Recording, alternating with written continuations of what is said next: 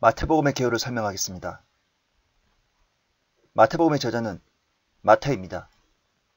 그의 일생을 요약하면 마태의 본명은 레위이며 부친은 알페오입니다. 그의 직업은 세리였으나 직업을 버리고 예수님의 제자가 되었습니다. 그 후 12사도가 되었으며 본서의 저자가 되었습니다. 기록 시기는 주후 60년경이며 성격은 역서서입니다. 기간은 약 34년이며 수신자는 유대인입니다.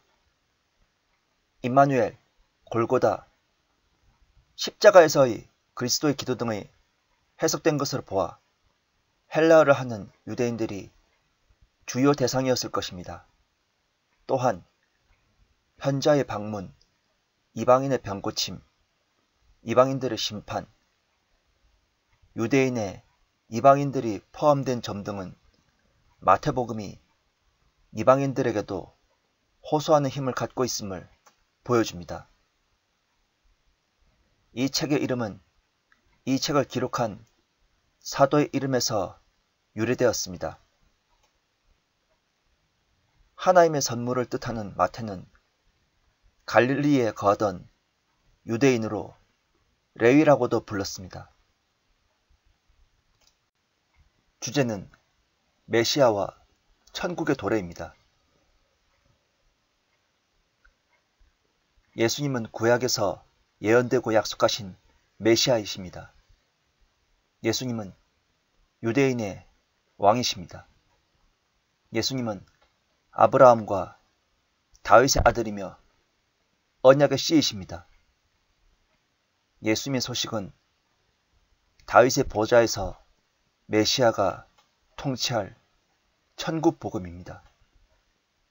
예수님은 성육신, 공생애, 천국 복음, 유대인의 거부, 십자가, 부활 승천하셨습니다.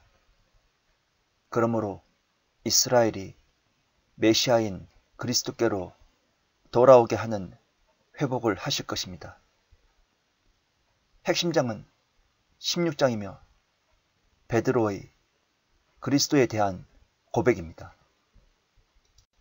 핵심절은 다윗의 아들이요 아브라함의 아들인 예수 그리스도의 세대에 관한 책이라.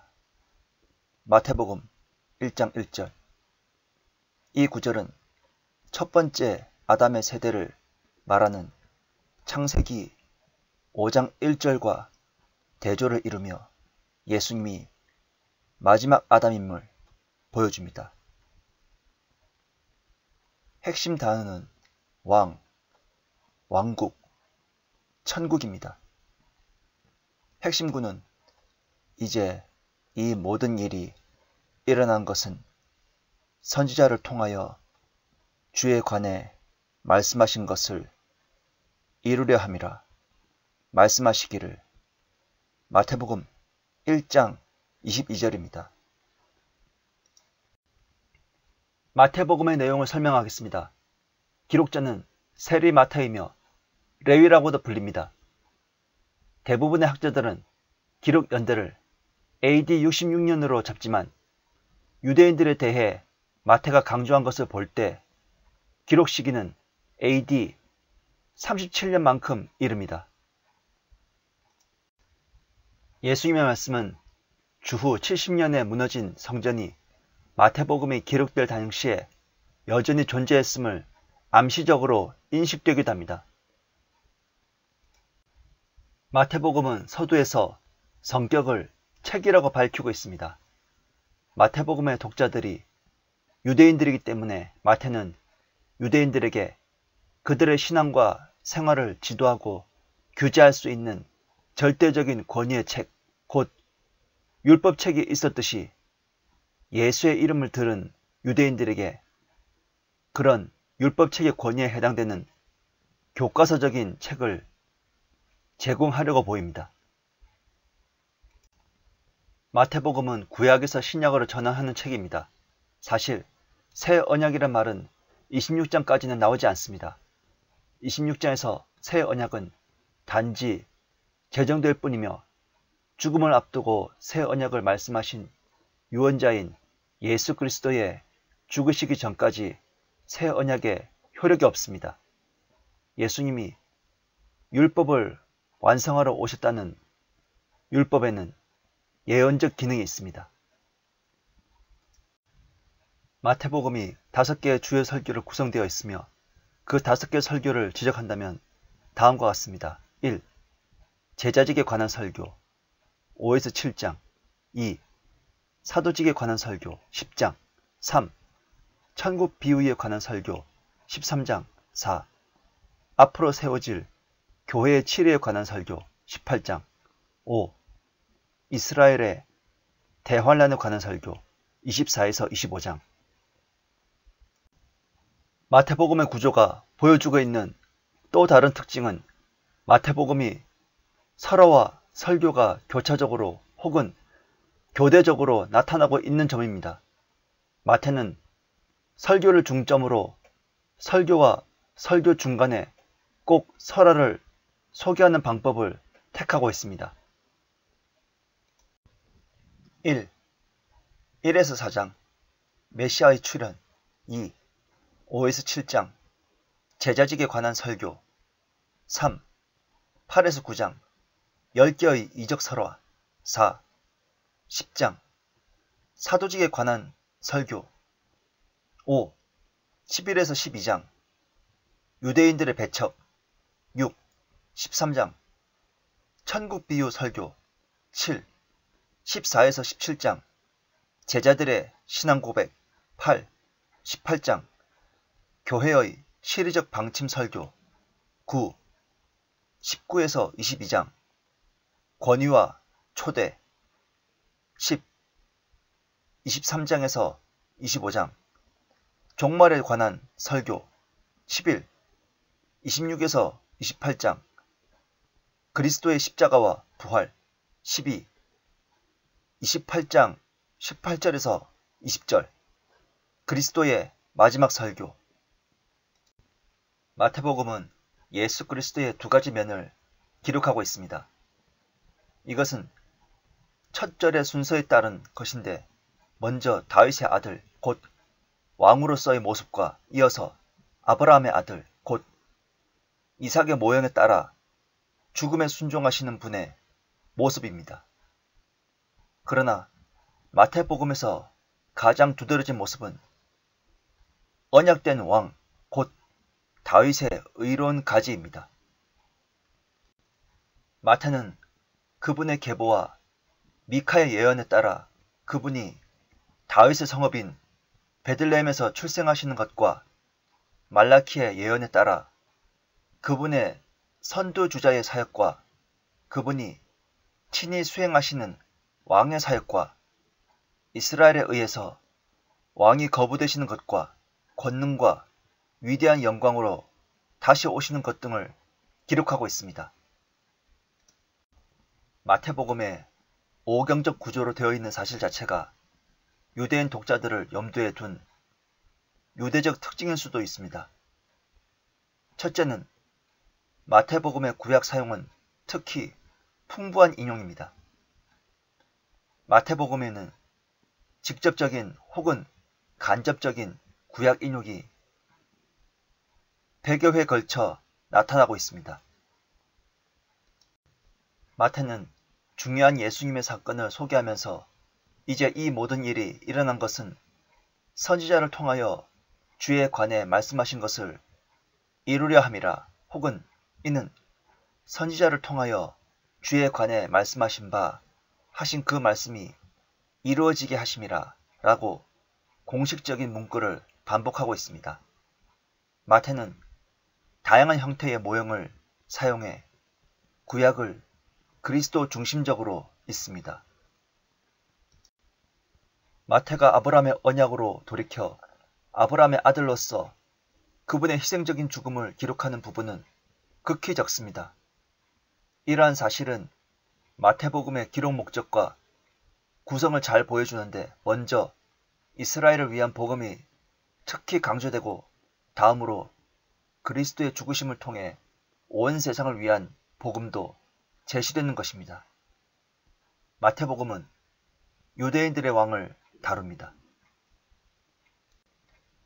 1장에서는 왕의 계보, 2장에서는 왕의 탄생, 3장에는 왕의 사자, 4장에는 왕과 왕국을 위한 준비, 5에서 7장에는 왕국의 헌법, 산상설교, 8에서 9장에서는 왕에 대한 신임장, 10장에서는 왕국의 메시지, 11장에는 왕국에 대한 거부, 12장에는 그리스도의 재림 이전에는 왕국이 천년왕국에서 취하게 될 문자적이고 물리적인 형태가 아니라 이 시대의 신비적인 형태가 된다는 것을 기록하고 있습니다. 마태복음에서 예수님의 생애가 모세의 모형에 따라 전개되고 있습니다. 모세가 탄생했을 때 파라오가 이스라엘의 모든 산의 아이들을 죽이라고 하였듯이 예수님께서 탄생하셨을 때에도 헤롯 왕이 베들레헴의 모든 산의 아이들을 죽이라고 명령했습니다. 모세는 파라오의 딸에게 건져냄을 받아 구하여졌으며 예수님은 이집트로 피난하여 죽음을 면하였습니다. 그리고 파라오와 헤롯 왕이 죽은 후에 모세와 예수님은 각각 자기 고향으로 돌아와 하나님의 일을 시작했습니다. 예수님이 40일간 광야에서 금식한 것은 모세가 40주야를 시내산에서 금식한 것과 유사합니다. 예수님께서 산상수훈을 선포하신 것은 모세가 시내산에서 십계명을 받아 그것을 이스라엘 백성들에게 준 것의 모형이 있습니다. 예수님께서 행하신 10개의 이적을 마태복음 8에서 9장에서 소개하고 있는 것은 모세가 이집트의 파라오에게 행했던 10개의 이적이 있습니다. 엿새 후에 예수님이 베드로, 요한, 야고보를 데리고 변형산에 올라가 구름 가운데서 변형산 사건은 모세가 아론, 나답, 아비후를 데리고 시내산에 올랐을 때 엿새 동안 구름이 산을 가린 가운데 모세의 얼굴에서 광채가 나던 것이 모형입니다. 마태가 이렇게 예수님의 생애를 모세의 생애에 비추어 소개하는 이유는 무엇입니까? 마태는 모세의 계명 아래서 살아온 유대인들에게 예수님을 설명하면서 최고의 권위로 생각해온 모세에 견주어서 예수님을 모세보다 더 큰 이로 소개하려는 것으로 보입니다. 침례 요한보다 더 큰 이, 솔로몬보다 더 큰 이로 강조되고 있고 의미상 다윗보다 더 큰 이입니다. 그리고 모세의 계명 아래서는 이러저러하게 행했지만 그러나 나는 너희에게 말하노니 라고 말씀함으로써 예수님께서 모세보다 더 큰 이로 나타내려는 의도임을 보여주고 있습니다. 그러므로 주 예수 그리스도께서는 성경대로 율법과 선지서와 시편에서 말하는 메시아라는 사실을 알려주기 위함입니다. 또한 마태복음은 다윗의 아들이라는 호칭을 예수님의 치유사역과 연관시키며 임마누엘이라고 불리는 것처럼 다른 복음서에는 없는 호칭을 말합니다. 마태복음을 분석하겠습니다. 1. 유대인의 왕으로 태어나신 다윗의 아들 예수 그리스도께서 이스라엘에 나타나심과 거부되심. 마태복음 1장 1절에서 25장 46절. 이 부분은 다시 다음과 같은 소단락으로 구분됩니다. 첫 번째, 왕의 계보와 왕의 탄생 1장 1절에서 25절. 두 번째, 왕의 유아기 2장 1절에서 23절. 세 번째, 가까이 온 천국 마태복음 3장 1절에서 12장 50절. A. 예수의 활동 준비 3장 1절에서 4장 11절. B. 선교 활동의 시작 4장 12절에서 25절. C. 산상수훈 5장 1절에서 7장 29절. D. 기적을 행하심 8장 1절에서 9장 30절. E. 제자 파견 9장 35절에서 11장 1절. F. 믿지 않는 자와 대적하는 자 발생 11장 2절에서 12장 50절. 네 번째, 천국의 신비 13장 1절에서 52절. 다섯 번째, 거부된 왕의 사역 13장 53절에서 23장 39절. A. 나사렛 방문 13장 53절에서 58절. B. 예수와 헤롯 침례 요한 처형 14장 1절에서 12절. C. 첫 유랑 14장 13절에서 15장 20절. D. 둘째 유랑 15장 21절에서 16장 4절. E. 셋째 유랑 16장 5절에서 17장 27절. F. 제자들의 훈련 18장 1절에서 35절. G. 예루살렘 입성 19장 1절에서 20장 34절. H. 메시아적 활동 21장 1절에서 22절. I. 메시아의 설교 21장 23절에서 22장 46절.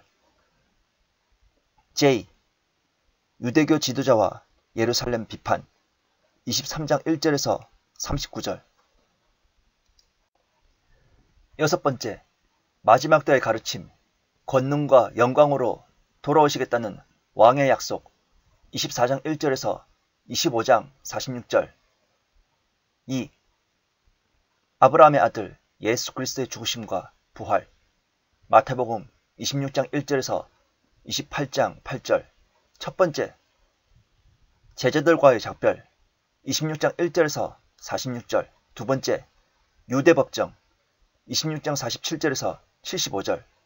세 번째, 로마법정 재판 처형 27장 1절에서 66절.